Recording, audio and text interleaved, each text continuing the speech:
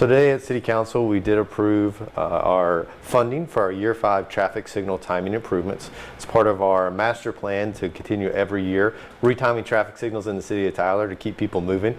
And so this year we'll be focusing on our East Loop, 323, and also go back and starting to revisit intersections on South Broadway that we've retimed in previous years due to traffic pattern changes and to keep people moving on those roadways.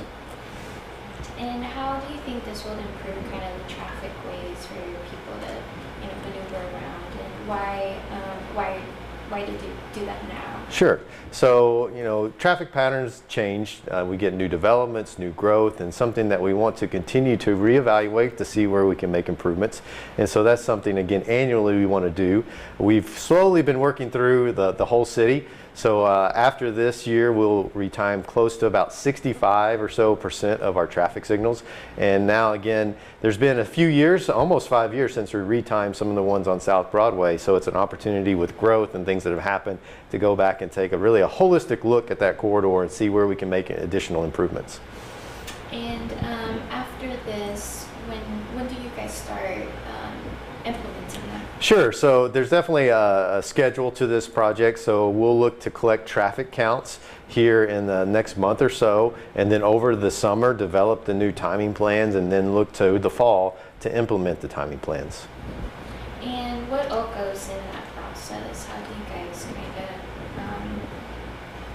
kind of go about that? Yeah, so we'll actually go out there and physically measure, the number of vehicles that are on the roadway. This know how many people are turning left or right or going through intersections.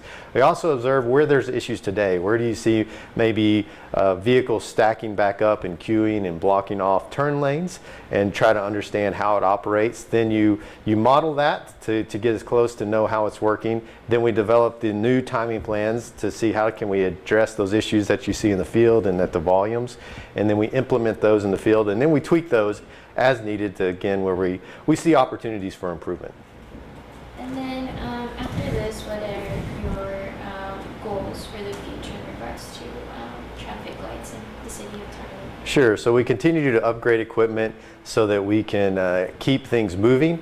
Some of our equipment is still old, and so that's where we can provide opportunities for more consistent, reliable traffic movements throughout the city. And just again, how do we keep people moving?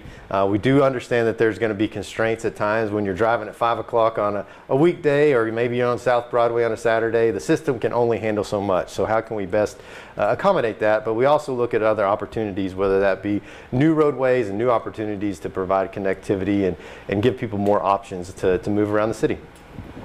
And is there anything else I haven't asked I think will be important for people to know? I know a lot of people are very concerned on South Broadway. Sure.